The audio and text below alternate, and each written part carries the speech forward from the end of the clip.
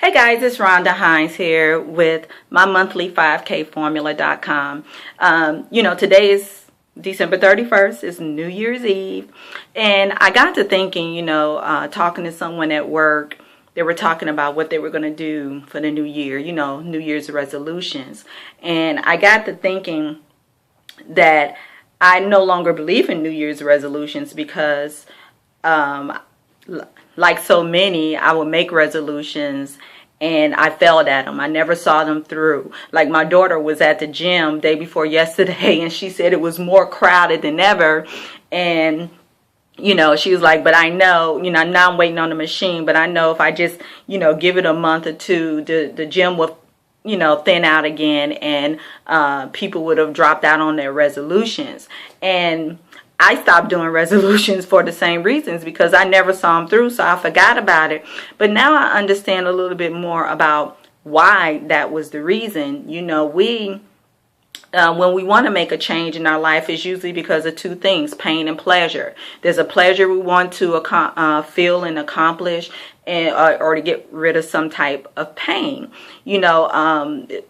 Think about losing weight. When you want to lose weight, it's because you're overweight. You're not feeling good about looking good and looking the way that you want. So you want that pleasure of feeling good and losing weight and getting in shape and all of those things. But like me, my thing going to the gym was the initial pain of exercising afterwards, the after effect, how sore you would be. I didn't want to feel that, so I never kept up the routine, although you could work through that, or it was some other excuse I made up. But I really didn't know the problem with that I learned. And I want you to go get this book, Awaken the Giant Within by Anthony Robbins. He talks about when you want to make a change in your life, to be able to fulfill it and see it through fruition, you need to relate.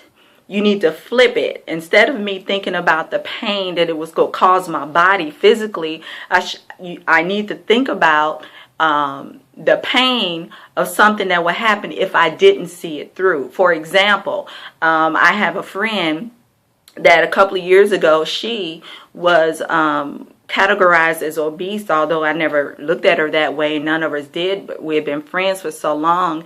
And signing up for our annual benefits, they would not give her life insurance. She had to go to the doctor and they categorized her as obese and they would not give her life insurance. That really frightened her because she was a newly single mom of 3 boys. Her twins were 1. And the thought of something happening to her and not being able to leave anything to her children was very painful. She could not live with the fact that this is something that I can control, and if I can control it, then I need to do it for my kids. So 2 years later, she's now a Beachbody coach. She's lost over 100 pounds, but she related that pain and not losing the weight on what it would do to her family and kids if something would happen versus the physical pain that she would have felt.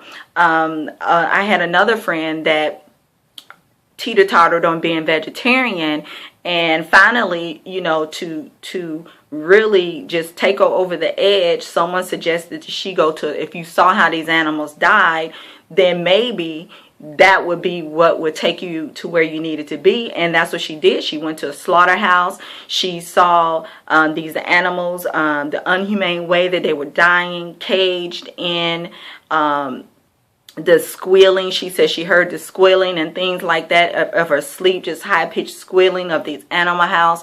The smell was horrendous. It just smelled of death. And Anthony Robbins talks about that in his book as well. So think about if it's something really important to you, you need to think about, in order to accomplish this goal, what pain can I relate to it if I don't do it? So every time you get in a situation where you want to talk yourself out of moving forward towards your goal, think about the pain and not accomplishing the goal versus the being uncomfortable for a moment, that type of pain, in reaching for your goal. And I hope that makes sense. Like I said, it's explained more in depth in Awaken the Giant Within. Another book I recommend for you guys is Breaking the Habit of Being Yourself by Dr. Joe Dispenza. Excellent book.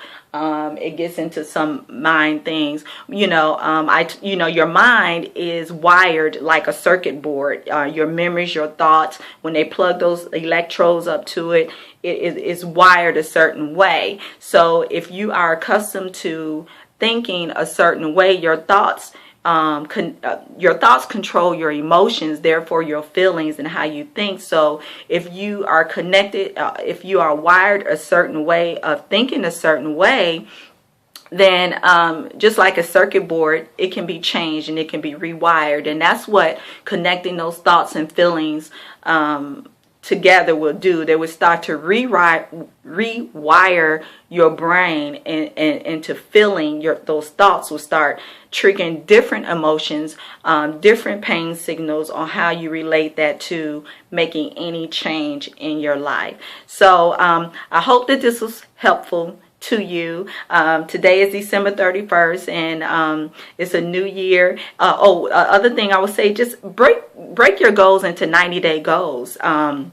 That seems more doable to me. 90 days, and when it's a year, it seems like it's just so far out there. Do 90-day goals, and where you can check it off day by day. And when you reach that 90-day point, celebrate, and then continue another 90 days. They say it takes 21 days or 30 days to break a bad habit. So if 90 days still seems too far, break it down to 30 days and do it 30 days at a time. So I want to say I wish the best to you guys. I'm learning all this great stuff because of an inner circle that I am part of. I'm part of an inner circle of people that have accepted me and accept people who want to accomplish things in their lives that they have accomplished, that they can show you step by step how to do whatever those goals are in your life.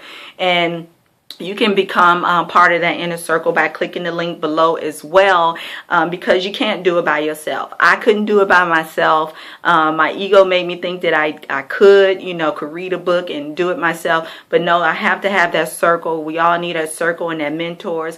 And you need to learn from people who have done it. I can't teach myself something that I've never done before, because I have no success in that. So I had to go to people who had success in what I was trying to accomplish. So become part of the inner circle, and Happy New Year's to you guys. Bye.